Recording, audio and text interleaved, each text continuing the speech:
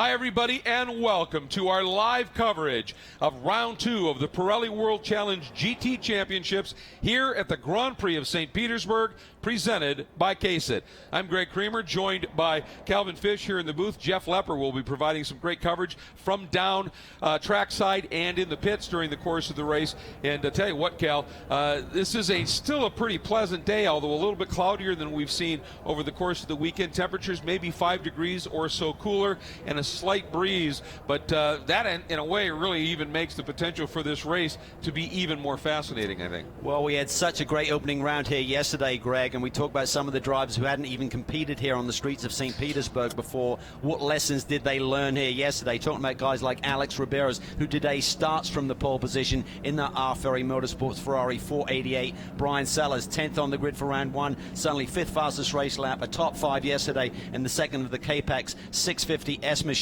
So he's looking for better things today. So it should be fascinating with these doubleheader weekends. There's so much learned overnight. They can tweak on the setups, but again, very different racetrack here. A little bit later in the day, a little bit more cloud cover. Got that IndyCar rubber has gone down. A lot of marbles on the outside of the racing line. They've got to be on their toes. And if you take a look about 2/3 up on the screen on your right, you see those big puffy clouds. There is a percentage, though slight, of some potential rain to move in. Hopefully that'll stay away, because boy, they put on a phenomenal show in the dry yesterday, and we are looking forward to this one perhaps being even better now that they've got the experience of that first race of the season under their belt. That unfolded yesterday. Now, we just want to remind all of you, we're thrilled to have you with us here live on YouTube, but at the same time, we are going to be building our TV show for our CBS Sports Network coverage. So when we go to break, for instance, for the CBS Sports Network show, we're going to leave the video up so you can see these beautiful cars, and we're going to let you enjoy the natural sound, the nat sound, the roar of these machinery. It is just something else here, and that is the way racing should be, just being able to listen to these Pirelli World Challenge cars, and we hope you enjoy that. We may have the odd layout here and there where we're talking to producers, but it is a delight to have you with us here live on YouTube, and believe me, folks, we are anticipating a tremendous race here. Here's another look at those clouds up there that could present some challenges. Hopefully we'll get this one in. A 50-minute race. That is the sprint format for the Pirelli World Challenge. Each race is 50 minutes, one driver per car, no pit stops, which means, Cal, you better be up on the wheel when that green flag flies, because you got to get it done. Yeah, and I tell you what, we have some of the best sports car drivers in the business here this weekend who are making their debut in World Challenge, and their eyes were wide open after the checkered flag yesterday. Things were coming at them so quickly. You've got to be, as you said, really up on the wheel, elbows out as we call it. You got to be on the attack mode, because there is no time in these events. If you get a little bit wrong, if you can fall to the back of the pack, the competition is so deep this year, it's really hard to make those positions back. And there's a common sort of running joke, but it really is absolutely prophetic, that on a street circuit, the limits are very well defined. You've got to run as close to these walls as you can here to really be fast, be in contention, but that gives you margins of an inch. It does, and we've seen some people run afoul of that over the course of the weekend, as early as the Thursday practice and test session here. So I think that's certainly been a warning to all of the competitors in the field. I think you'll see guys actually be a bit more aggressive here today than they were yesterday with a doubleheader weekend. If you have severe damage, there's no time to fix your car for race 2. So that allows the guys to now be on the grid thinking, okay, there's a few weeks here before Long Beach. They don't want to throw it all away and dig a deep hole in the championship point standings, but I do feel they could be more aggressive here today than we even saw yesterday. Yeah, when you got a little repair time, that certainly helps. But that's an interesting comment, isn't it? This is one of the few series that opens its season with 2 consecutive street course races, 2 here, 1 at Long Beach, so 3 actual race events. I mean, that's a tough way to start a season. It really is. It's all about damage control, literally, in terms of the points and your race car. And I think everyone really believes that the true season starts when we get to VIR for the first round of Sprint X. But even so, you can't afford to be too conservative. You get one of the top-notch drivers suddenly building a cushion on you. It's hard to get back, particularly with the new points situation that we have this year, which is a lot closer in terms of the delta between each position. Yeah, it is. They've compressed things a little bit, and you know, it used to be 110 for the win, 90 for second. Cal, now it's 25 for the win, 23 for second. You had 7 points for pole, now it's 1. That really makes the margins a lot more difficult in a way to overcome if you're in a deep hole. Every point is precious for sure. So it's going to be fascinating. 10 events on the calendar, 19 races, and everyone is going to count. And we've got 3 basically separate championships. You've got the sprint races, you've got the Sprint X weekends, and then you got the overall championship, which I really think about the Tour de France. There's the overall, the yellow jersey, and then you got King of the Mountain and things like that. So everyone wants that yellow jersey. Everyone wants to make every round count in this championship. And for those of you who aren't maybe that familiar with the Pirelli World Challenge and the GT Championship, Cal brings up a good point. You've got the two different formats that are being introduced this year. We did what was called Sprint X last year, but it was more a trial version, if you will, and it focused on just getting some entries just to see how it would unfold. It went very well, so they decided to adopt it, and it's very similar in a way to what happens in the Blancpain Sprint Series in Europe, if you're familiar with that. So half of the season will be these sprint races, 2 races per weekend, 50 minutes each, 1 driver. The other half will be Sprint X, which is 60-minute races, 2 drivers, and a pit stop. No refueling, but mandatory tire change. That's going to be exciting when we get to that one at VIR. Particularly when you see some of the extra drivers that are coming into the championship. Guys like Ricky and Jordan Taylor are going to be joining the Cadillac team. Pat Long will be reunited with his old Flying Lizard teammate Jörg Bergmeister, another Porsche factory driver there in the 58 Wright Motorsports Porsche. So the talent level is going to be stacked. It already is when you look at the grid sitting here, and we add some of those other names to the mix. It's going to be a lot of fun. Yeah, I can't wait. The season, I think, is going to be something very special. Again, throwing in something a little bit new.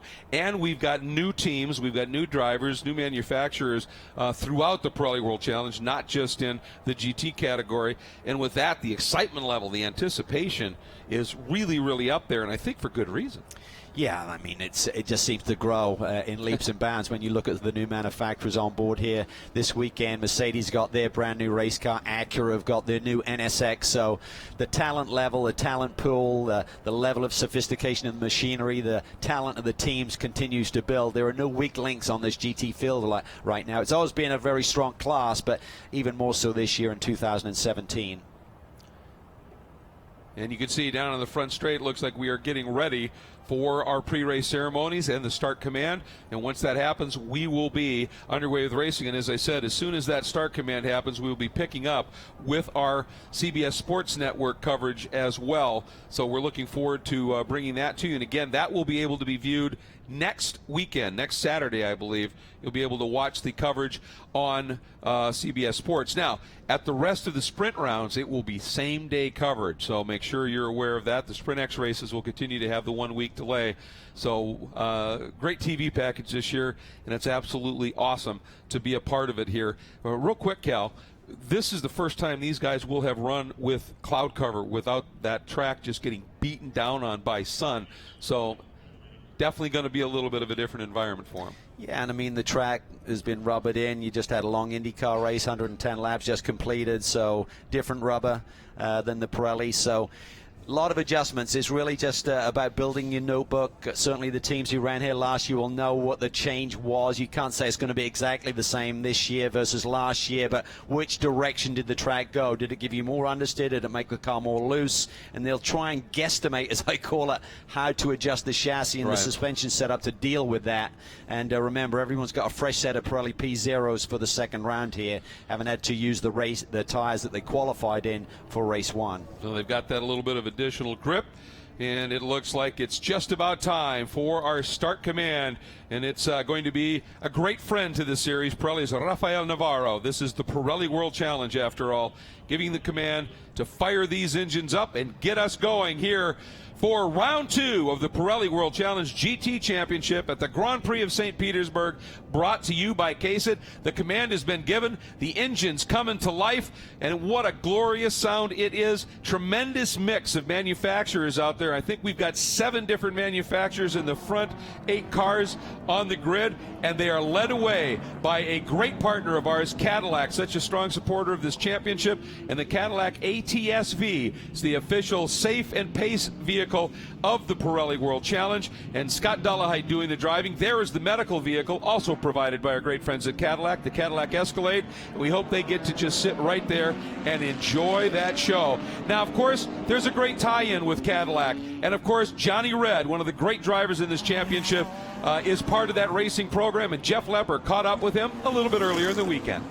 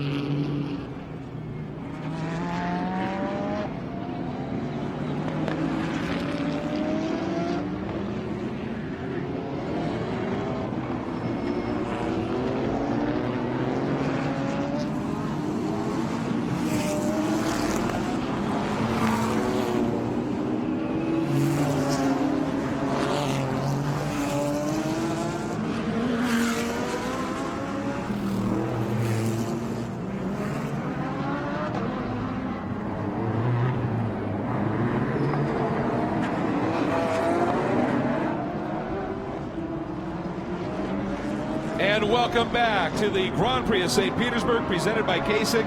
Round 2 of the Pirelli World Challenge GT Championship. And Cal, we've talked about our front row of Ramirez and Parent, those competitors. Second row, former champion Pat Long, one of the greats, Adderley Fong, who's becoming a very, very quick driver, had a great lap in that first race.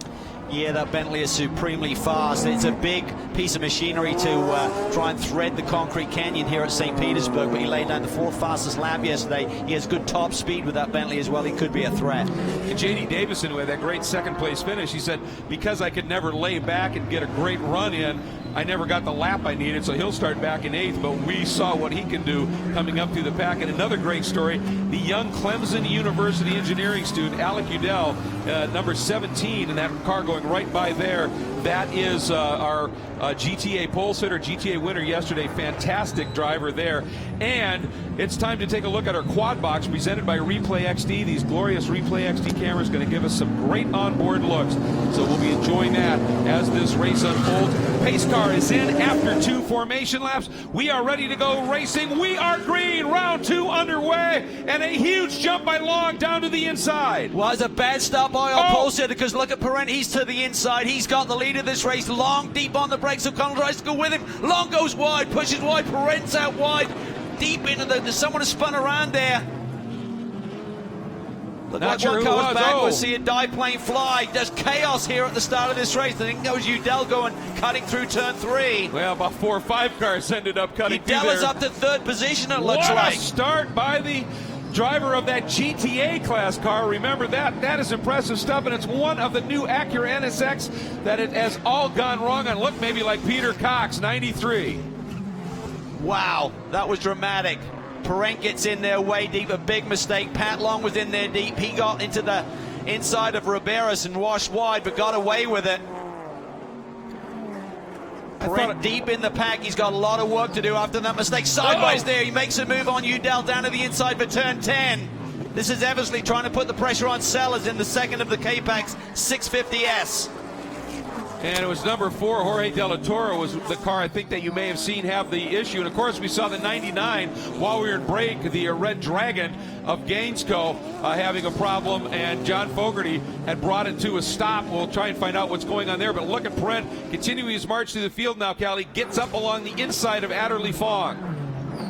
Wow, just trying to recover here after the perfect start he had here yesterday. On lap 2, he took the lead of this race, got a lot more work to do. Cooper now goes to the inside of the Bentley as well. Typically, that Bentley takes a little bit longer to get those tires up to temperature. That may be a factor here today, but what a basically poor start by a Pulsar. I'm not sure if he's in the wrong gear or just didn't get the jump with the green.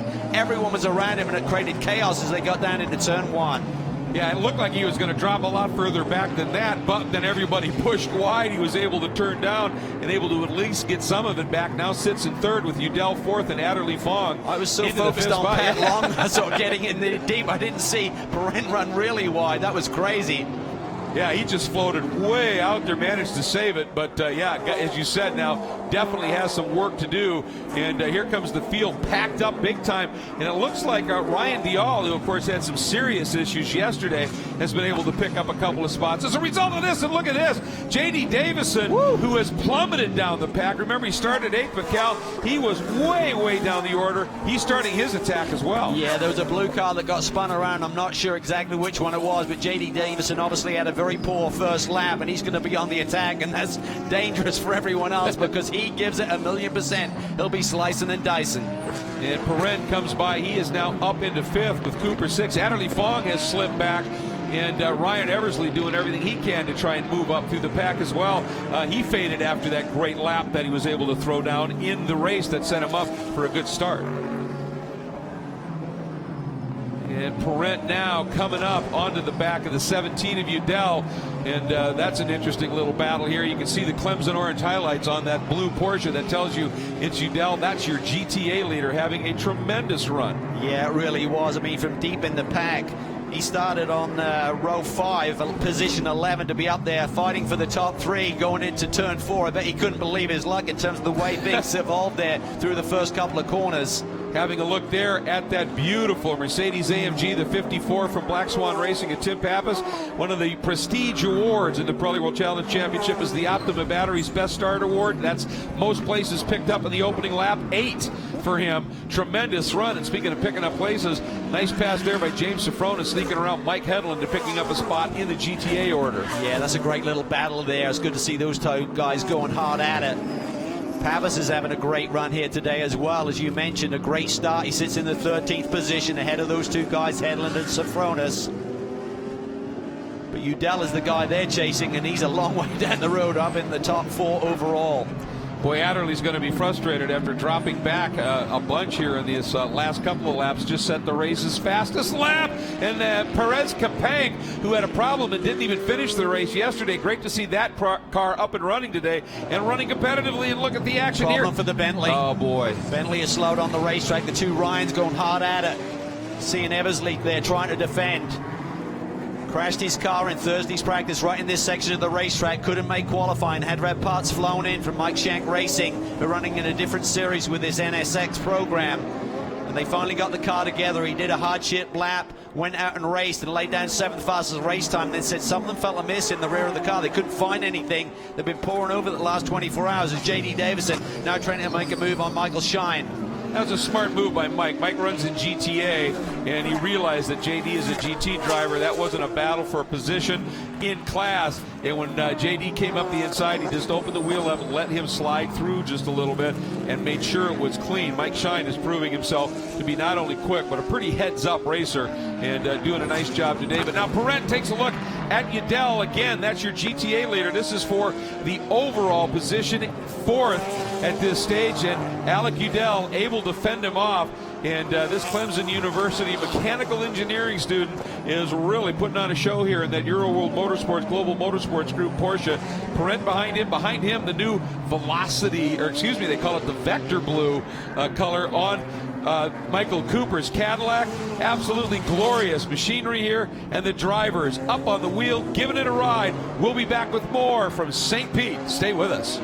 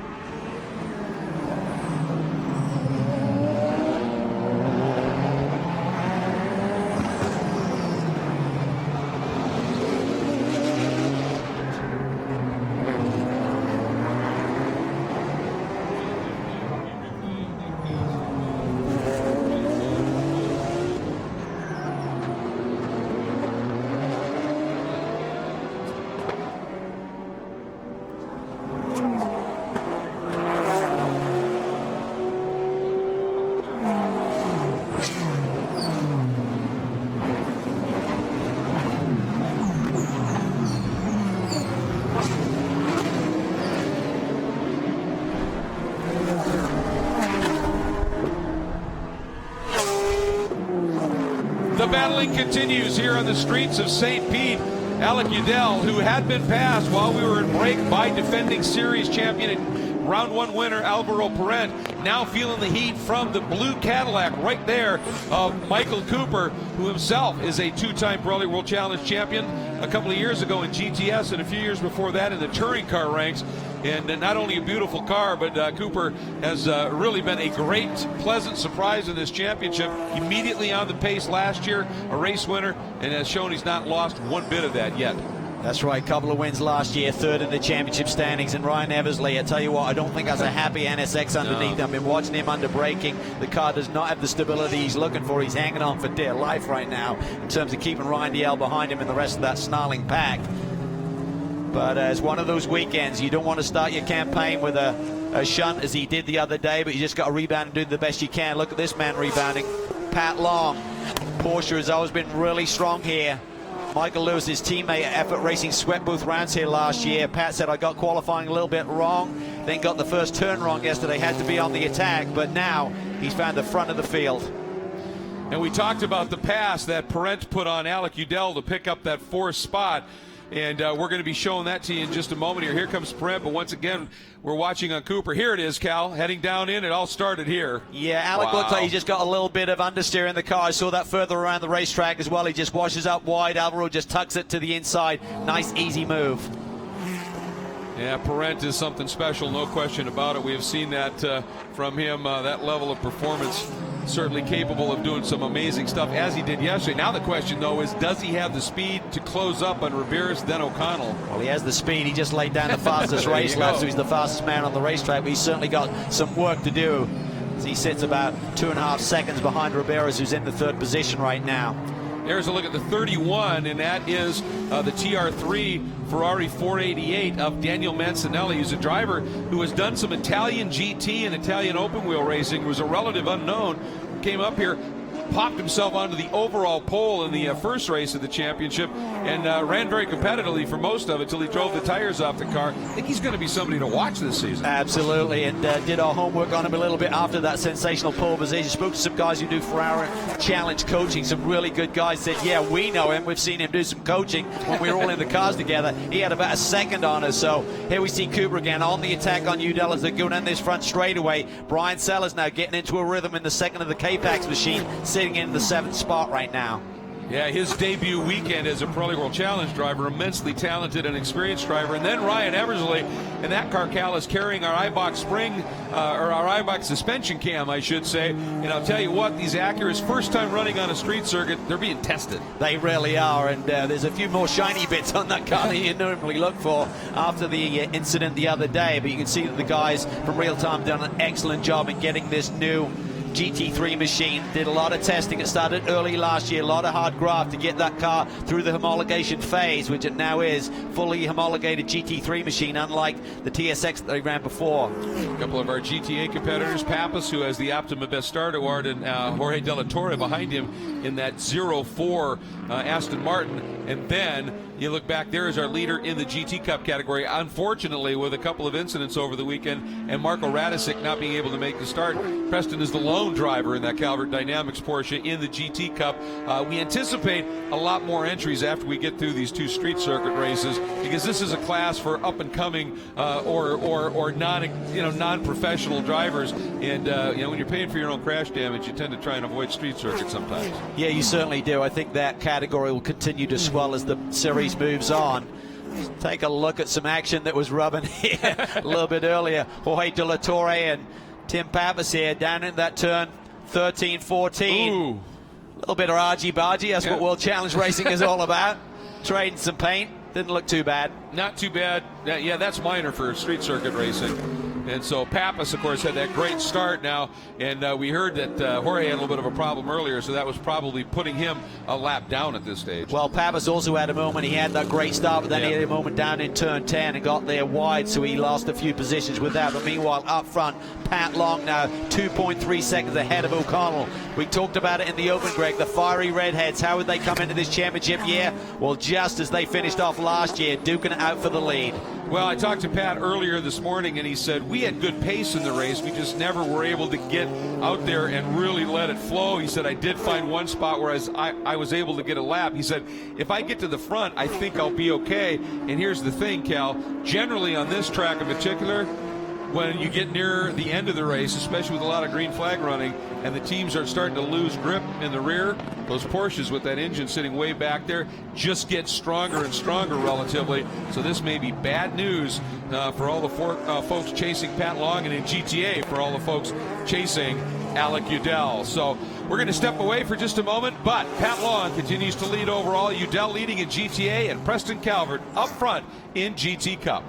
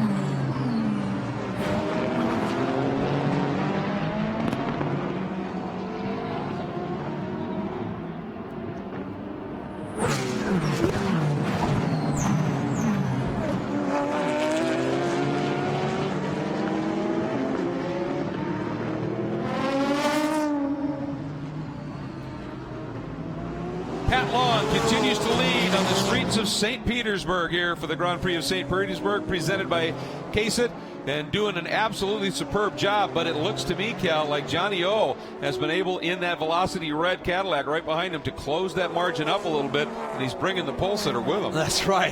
That's the good news for Johnny O. The bad news is Riberas is even faster than he, so he closed in on Pat Long by nearly half a second on that last lap. But Riberas laid down the fastest lap of the race, and now be a couple of tenths closer to Johnny O as well.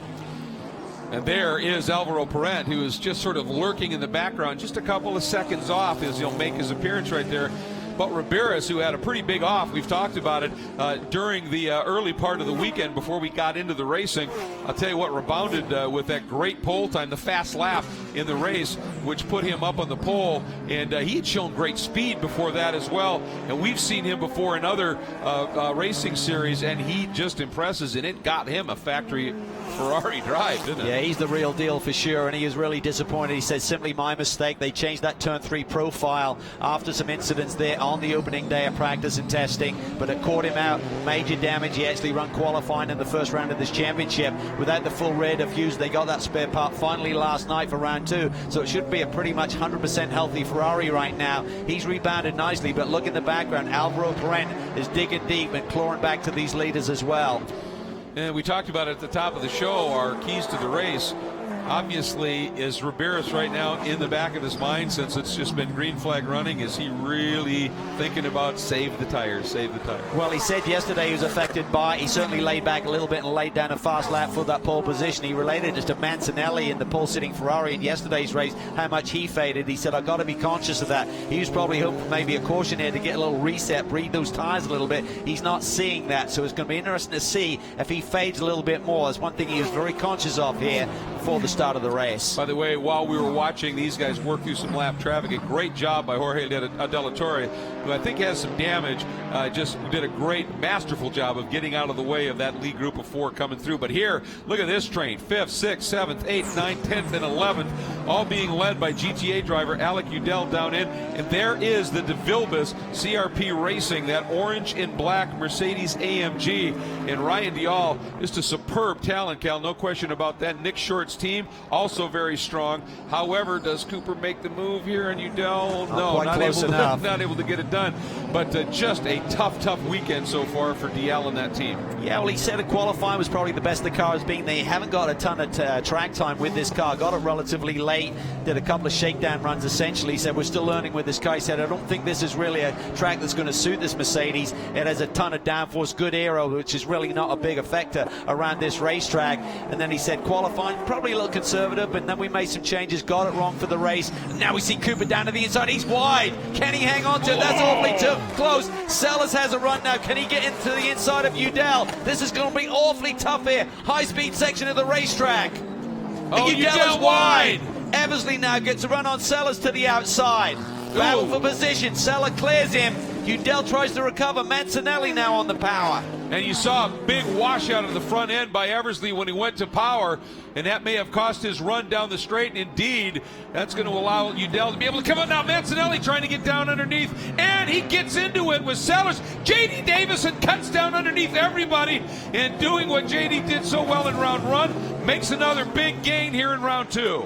Yeah, and I'm not sure if Brian Sellers is encountering a little bit of a braking issue or instability there, under braking for turn 1, but definitely didn't sort of have the same speed as the others. Mancinelli has got some damage now to the left front of that Ferrari. I think everyone was cutting in there, and they were hoping that Brian was going to disappear and get on the power off of the apex, which he didn't, and there was a cloud there. A little bit of smoke, yeah, off of that. Looks like it's probably just some body work down on the tire and creating that tire rub.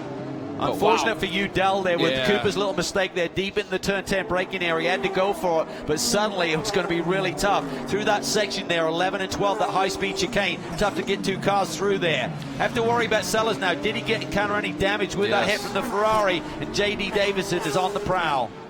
The JD has just been on form, not that he usually isn't, but just he's been really on his game here this weekend. Little bit of a wiggle right there, going to cost him some exit speed onto the front straight. But for Udell, as soon as Sellers came up on the inside, you knew that Udell might be in a bit of trouble. Yeah, absolutely, you could tell that. And Udell did a nice job to recover here, but look up front. Riberas is starting to put the pressure on O'Connell, and Perrent is coming. He is closed in on this lead 3 right now as they try to deal with traffic. This is a really difficult area of the racetrack. Tim Peppers can't disappear. Perrent's going to be all over that Ferrari. Meanwhile, Johnny O is going to make good and escape here. See what happens here. Now Pappas immediately moves over once he gets to a part of the track where there's some width to be able to do it, but the damage done just in terms of the margin. There you see now Johnny O'Connell has some room, and Riberas under full attack by Alvaro Perrent. So this battle is going to be furious, and we'll be right back to cover it here on the streets of St. Pete. Stay with us.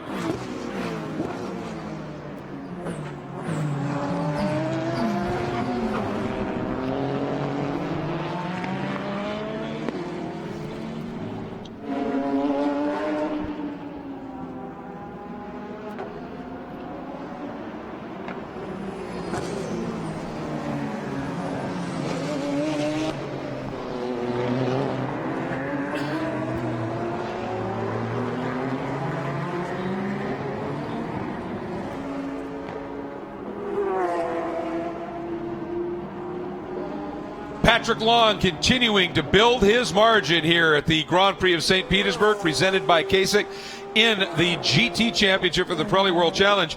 Right as we were in break, I was thinking, well, now that Johnny has a margin back to the guys in third, will he be able to turn up the wick, not worry about who's behind him, and run after Long? I look at the monitor, and Long pops in the fastest race lap, but Johnny's worries maybe aren't over from behind either, because Riberas just reset fast race lap. Yeah, hugely, like 4/10 quicker than Long had just gone, so unbelievable. It's now down to 1:14.5. We talked about Brian Sellers, his car damaged. He just laid down his fastest race lap at 1:15.0, so that K-Pax 650S is still healthy as he holds down the 6th position. His teammate Brent has faded a little bit here over the last couple of laps. He's a lot closer to these guys for the top 3, but that may just be Riberas showing this tremendous pace right now.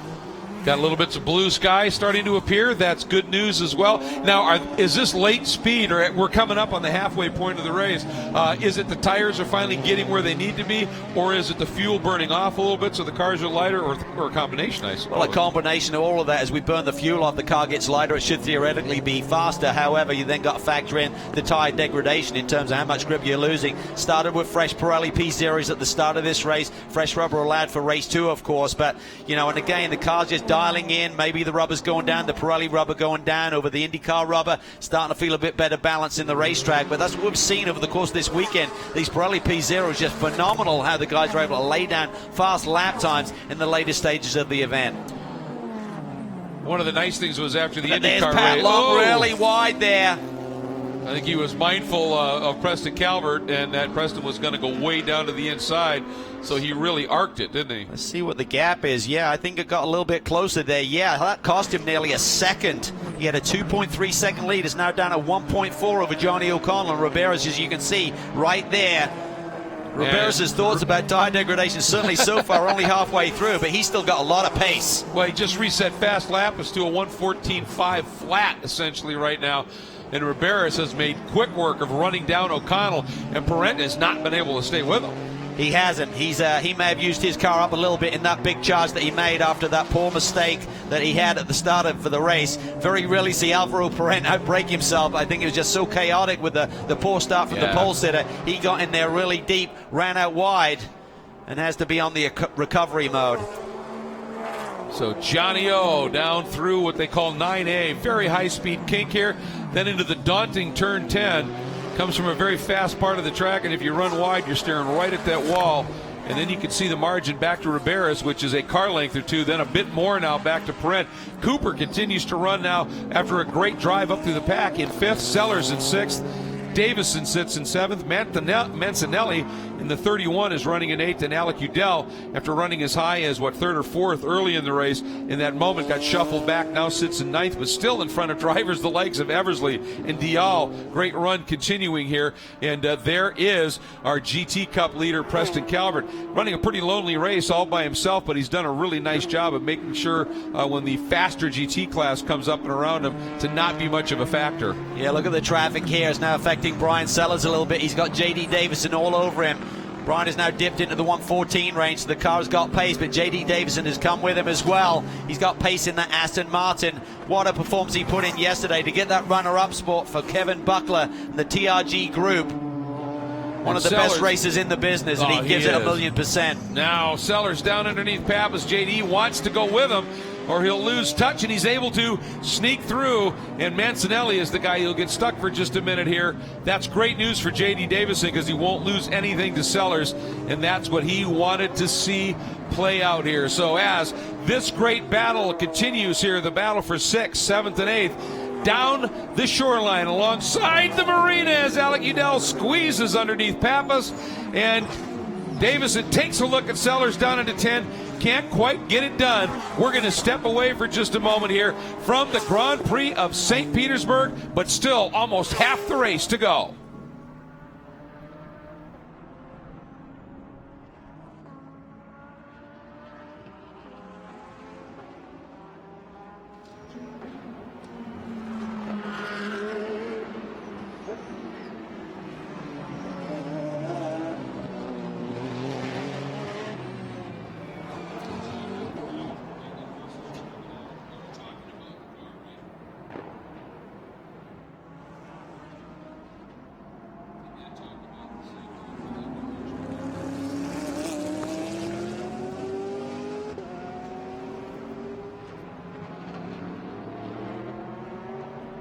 Welcome back, everybody, and you're watching a battle unfolding here. Actually, the number 14 is James Safronis, and behind him, one of the youngest and newest drivers to the championship, Yufeng Lua, a young Chinese driver based now in California. He's the second driver in the Absolute Racing Bentley Continental GT3 cars. Absolutely beautiful machinery, Cal. And a nice announcement recently, Bentley was named the official luxury vehicle of the Pirelli World Challenge. And aside from these two great-looking race cars in the paddock and on the racetrack, also in the paddock, is a pair of Bentley Bentayga SUVs, and boy, are they stunners. It's absolutely an amazing piece of machinery, and great to see them on board this year. And this young man is really impressive. He's never driven this race car until Thursday. He has no sedan experience or GT experience. Won here on the Straights of St. Pete and US Formula 4 2000 last year, but it's all been in low horsepower, single-seater race cars. What a transition it is.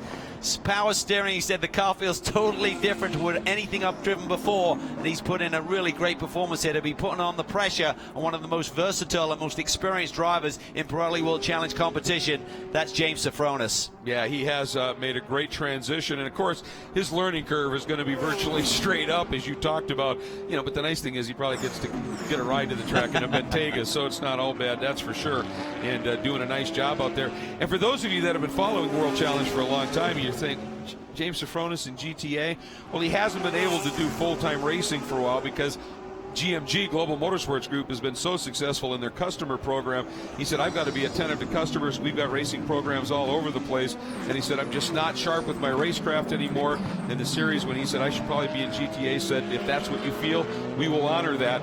But boy, this is starting to heat up here right now. Yeah, Johnny O'Connell and Ramirez, this is getting fierce. Yeah, O'Connell got in there really deep into turn one, washed out a little bit wide, lost a couple of tenths, I believe, and now Ramirez is all over him. Johnny takes the inside line to make the pass on John Potter and also defend the inside lane at the same time.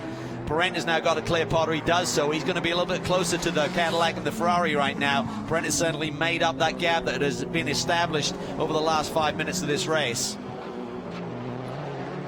Boy, he has run him right down here. So the margins long to O'Connell, first to second, 2 seconds, then a half second from O'Connell to Ramirez. But yeah, you talked about it. That margin has just evaporated. Yeah, it was a second and a half last time across the stripe between the Ferrari and Perent that we're looking at right now. And now it's just a couple of car lengths. So big advantage there for Perent when those guys dealt with that traffic. Well, that's the nature of things. It even is exaggerated on a street course. I mean, traffic can play a huge role on a track with lots of runoff, but you get into a street course, as you've said many times, there are spots you can't hit the disappear button, and you're just going to get stuck behind somebody for a certain point here. And Long has just been superb when he does deal with traffic.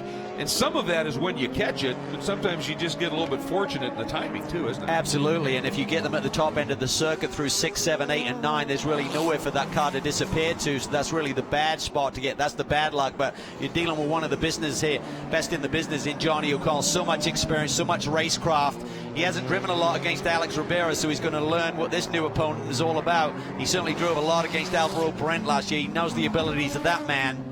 But Johnny O'Connell comes into this championship year. He is angry. He'd won 4 in a row. He wanted that 5th. He is lean and mean. He's lost nearly 10 pounds in weight. He's got a fitness coach now. He said, I've come into this championship gunning for it. He wants another one. He does indeed. He's 54 years old, and I've never seen him drive better, nor have I ever seen him be more hungry. And that's the mantra he lives by. And we'll see if he can turn it into a win when we come back.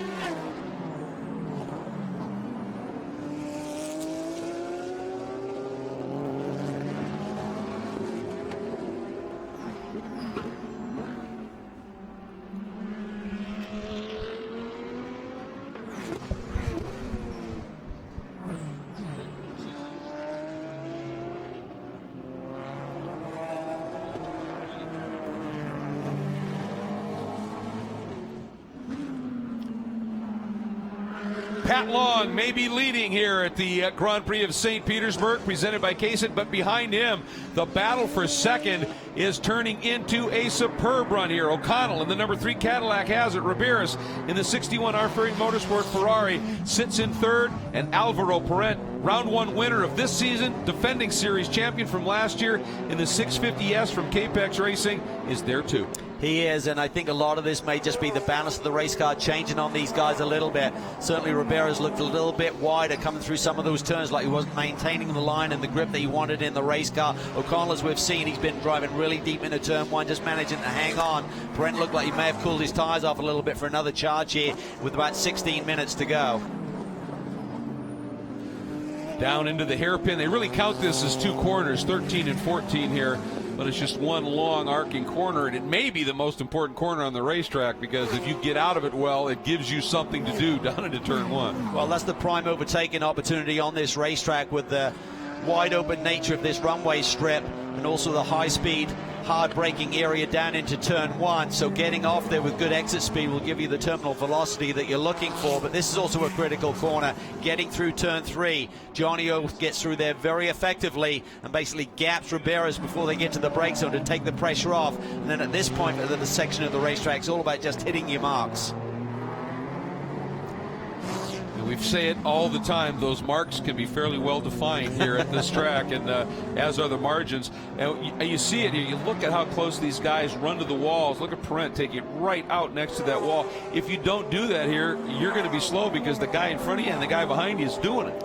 Exactly. I mean, you've just got to be committed. You've got to have the confidence in the race car. The setup's got to be there. The grip's got to be there in the Pirelli tires, and then you can attack.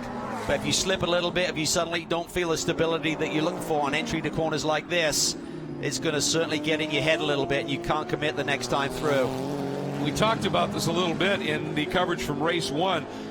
long when he's got nobody behind him, really diamonds that last corner, and with that engine in the back, once he gets it turned, he can just give it some serious boot, can't he? He really can. And talking to John Wright, who runs that team and engineers the car essentially for Pat Long, he just said, we made some changes last night. He said the track really rubbered up, which meant we had a lot more grip, we get a lot more compression into the corners, so the front ride height was probably a little bit too low. We've made some changes for today, and that's what it's all about, having an engineer and a driver working, having the chemistry to really relay the information and make solid changes, effective changes, positive changes for the next race. You just defined a pro program, right? That's what it's all about. And again, Exactly. The longer you run with someone, the more you get to know them. You can understand the driver's language, how they're relating the behavior of the car, and listening to that and knowing how much of a problem is it for him. You can tell in their language. That's absolutely crucial indeed, and you see it play out so often here. Now, we want to remind everybody, if you're like us and are big fans of the series, and you want to know what's going on, well, there's easy ways to do it. It's all through social media. First place to go is Pirelli World Challenge site at world-challenge.com. There, you can also come up with some great video content, and, well, you can see live links to these broadcasts. So just go and click on them, and you can watch these races live. Also, of course, just check out Facebook. There, search the Pirelli World Challenge Championship fan page, or on Twitter, just look for the handle at WC Racing. And for all things racing, please, seriously, take a moment and check out Motor Trend On Demand, which includes the archives of all the Pirelli World Challenge races. You can start your free trial at motortrendondemand.com today. We're going to pause for just a moment. When we come back, we're going to be well inside the final third of this race. Don't go anywhere. It's just heating up.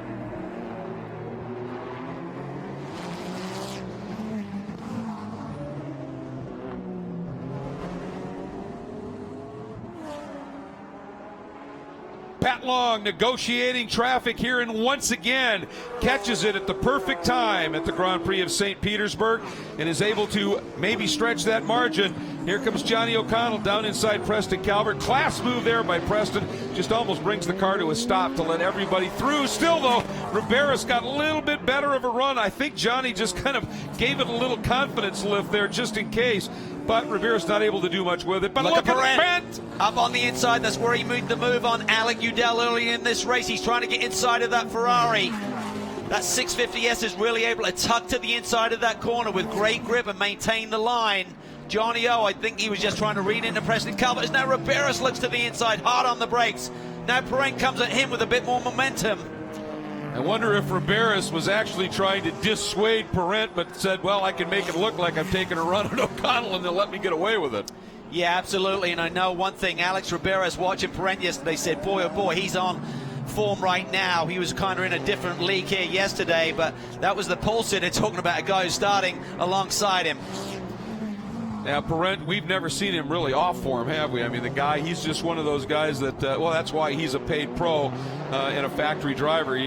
That switch goes on when he needs it, and that's it. But, you know, so is O'Connell. And talk about a great opportunity. We know Alex Ribeiras is wickedly quick, but talk about a great learning opportunity here. He's sandwiched between two of the very best in the business. Two of the best in the business, both champions in this Pirelli World Challenge Series. But Alex is a fast learner, and he said, I think my championship season will really start at VIR, the first true road course. He was concerned about getting through these street courses without any major incidents. He had one on Thursday. That was a lesson learned. He certainly locked that one away. And he's a smart young man. He's done great things here on North American soil in the last couple of years. Ferrari saw his ability and signed him up. And right now, though, his attention may be a little bit more in the mirrors at that yellow and deep blue, by the way. Just to remind you, it looks black, but it's actually deep blue, that 650S. And that's helping Johnny O'Connell just be able to maybe steal a car length here and there and get a little bit of a comfort margin. Behind them, the battle for fifth is still Cooper in the number 8 Cadillac and Sellers in the number 6 650S. But Sellers continuing to get heat here from Davison, who is continuing to work on him. And Mancinelli's come alive a little bit and has moved up, as we said, around Udell. And they're all kind of running in a clump. Here it is, as we talk about it. And that number 17, once again, that is your GTA category leader. He's a Clemson student, takes a pretty serious credit load, and gets his racing in while he's at it. But, well, I'll tell you, he is, I think, being groomed here. And you can see the Clemson orange on that car. You know that one's Udell. The white one is Sofronis. And he's a kid with a future. Oh, unbelievable. He's such a smart young man, such a great race car driver. Really came alive last year in the GT Cup class. 12 victories. Obviously the champion with that sort of record. And ran the GT3 car at the final round of the championship to great effect. And I think his Super Cup performance at Coda last year, Greg, which you observed, was superb. I think that was an eye-opener for a lot of people, because that Super Cup field there, you know, that's as good as it gets. And he ended up with a top 5 in one of those races and managed to put a pass on the guy who won the championship. So I think everybody went, oh, that's somebody to keep an eye on here. And they are. And boy, this battle, talk about keeping an eye on it here. Every time Johnny gets a little bit of breathing room, Riberas finds something and is able to actually draw away from Parent just a smidge and gets right on the tail of O'Connell. Well, again, we talk about the performance of these Pirellis, 32 laps in, and Riberas is still running laps in the 1:14 range, which is only about half a second off the best lap of this race. So really, really great performance here by that Ferrari, and I think they really did their homework last night in terms of making some subtle changes to the setup on that race car to make this long green flag run effective. So long, the margin, about 2.5 seconds. Then this incredibly close battle for second, third, and fourth. Then Cooper and Sellers, and then and Davison, and then Mancinelli, Udell, Dial. Just some great battling unfolding here. We're going to take our last break before the we're going to watch something here as Davison, problems for a guy who was on the move again, Cal. Wow, this is very disappointing. We really thought he was going to be a threat for another podium here today, despite starting on the 4th row of the grid. Had the problematic first lap, rebounded nicely. He started to put the pressure on Sellers for the top 6, but some kind of issue. The big concern now is, where is that car? Are they going to call a full course yellow and tighten everything up? Yeah, there are places you can move it here, and maybe he's in a safe spot. And while we wait to find that out, we were setting up to go to break. We're going to squeeze that one in real quick. And when we come back, we will take you all the way to the checker flag, assuming we don't go full course caution here. So don't go anywhere.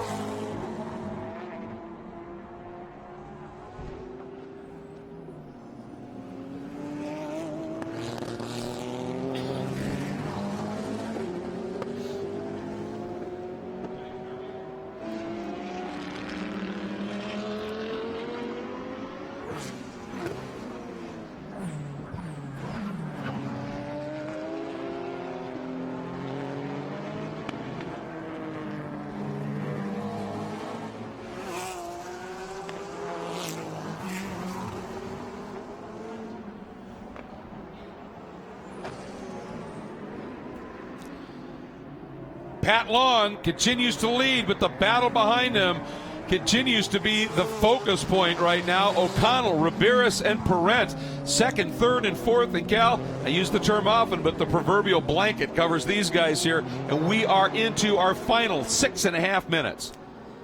And we believe that may just stay a local safety zone for these cars who are now going to be approaching where James Davison's pulled off to the side of the racetrack. Coming up right there, you'll see the yellow flags waving. And we just get the call. We're going full course caution. Full course yellow, and I think that, look where J.D. Davison's left front corner is. It's really close to where you turn in at speed in that corner. If anybody gets it wrong, they might clip them. And it's too bad that we couldn't have got that car just pulled back just a little bit. But if he completely lost drive, Kel, not a lot that JD can do. No, I mean, if you can't make the gap in the wall where the safety zones are, you're just going to have to pull it across. Obviously, something affected that Aston Martin dramatically. That's a real shame, though, as we were heading into the final few moments here. Now, depending upon how quick they can get this situation resolved. I think the problem is that he can't go anywhere. It's one thing if the car's sitting there, but he's going to effectively have to stay there in the race car.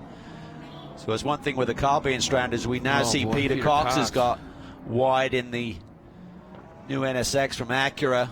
Real-time racing. They had a great run here yesterday. Solid top 10 result. Looked like a little bit of damage to the front end of that machine. Now, maybe it was just some of the wrap on those tires had come loose and was folded across the top. We hope that's what it was. Well, we're hoping that we can get this Aston Martin pulled out of harm's way and try and get at least one lap in to see a green finish. See the wreckers there.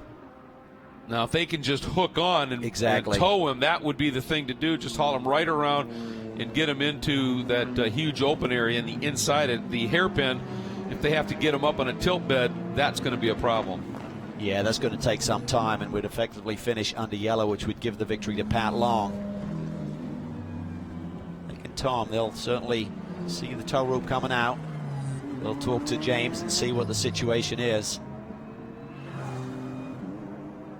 Now, it makes it exciting if we do go back to green for 1 or 2 laps. Obviously, it will be completely stacked up, and we saw it at the opening start. Yeah, when they got to that VP Racing Fuels acceleration zone, it was pretty crazy down into turn 1, and that might happen again. It all depends on how quickly this gets cleaned up. It is an absolute set time limit of 50 minutes. It's almost going to have to be done this lap. Yeah. Try and slow the pace car down a little bit to give the corner workers a little bit more time to get that Aston Martin pulled out of harm's way. See, everyone's on their toes.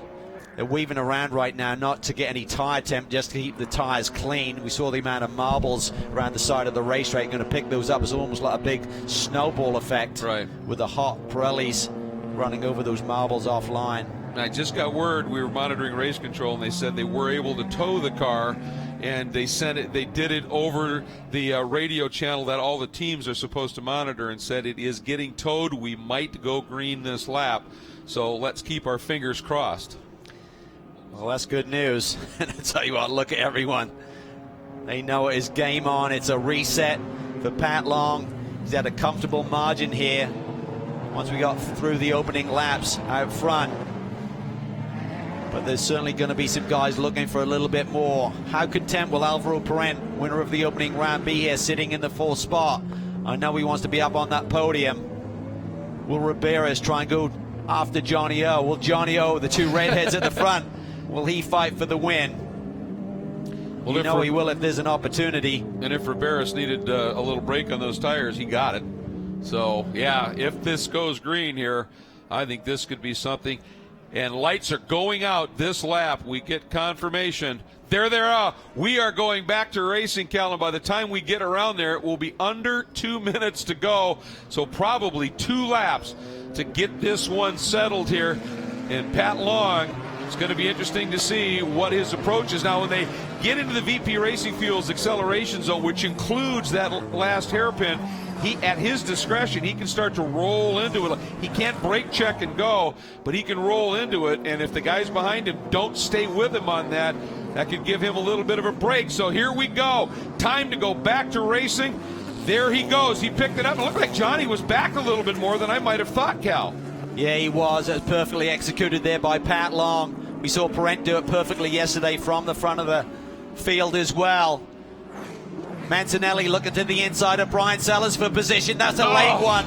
Touches him. Brian Sellers tries to come back. It was close there. Close quarters with Alec Udell as well. Then Mancinelli went wide. Sellers side by side as they got to the wall at the exit of 2. Oh, and there's Parent and Cooper. They seem to find each other in 2016. Same thing happening right now on the opening weekend of racing. Cooper getting a great restart, and now Parent, I don't know if he got into the backup. Now they touch. Mancinelli trying to sweep the outside. Sellers has been demoted several positions there into turn 4. Udell trying to fend off Ryan Dial. A little bit of a defensive move there. You're allowed to do it as long as you're not reacting to the guy behind you. Lap and a half to go here. Leaders should hit the stripe before the 50-minute mark on the clock. And Alec Udell, he may have just taken the back. When that incident happened up in front of him, he may have just touched the back, so we'll see if he might have any damage to the car. But we come around this time anticipating the white flag, 1 to go.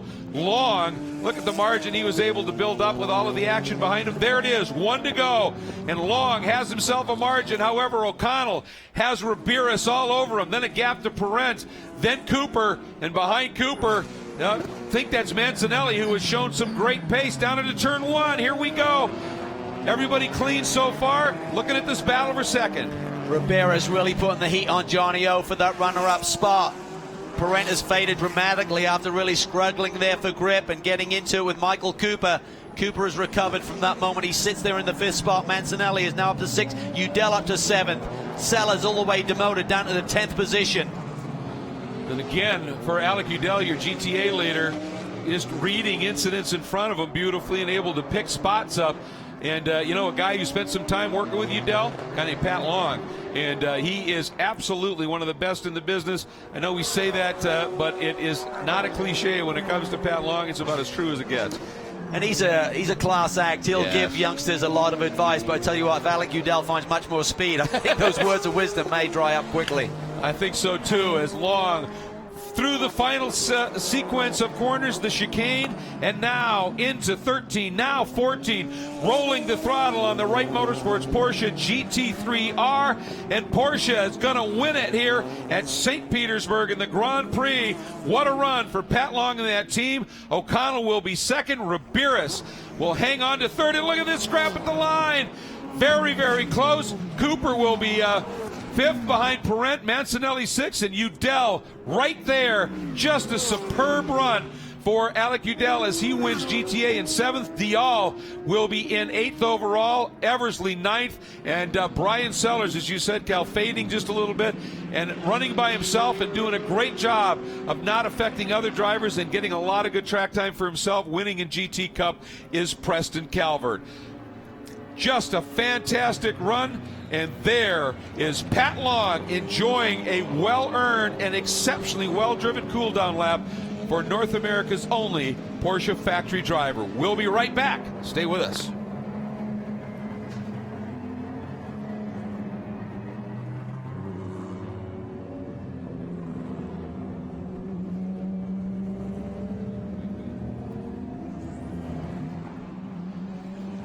And with that, folks, we are going to wrap up our live coverage here on YouTube. Absolutely delighted that you were able to join us here in the Motor Trend On Demand YouTube channel. Just fantastic. Remember, Motor Trend On Demand carries live coverage of all the races as well as archived races. So always remember to check it out on MotorTrendOnDemand.com. Our next round of the championship comes at you middle of April from the famous Long Beach Grand Prix Street Circuit. You'll be able to listen to it live on the web and also be able to see same-day coverage on CBS Sports Network on race day. So make sure you tune in then. Thanks again for joining us here live on YouTube. For my partner here, Calvin Fish, for Jeff Lepper providing great information down in the pit lane, I'm Greg Creamer, and we look forward to having you join us next time out. Take care, everybody.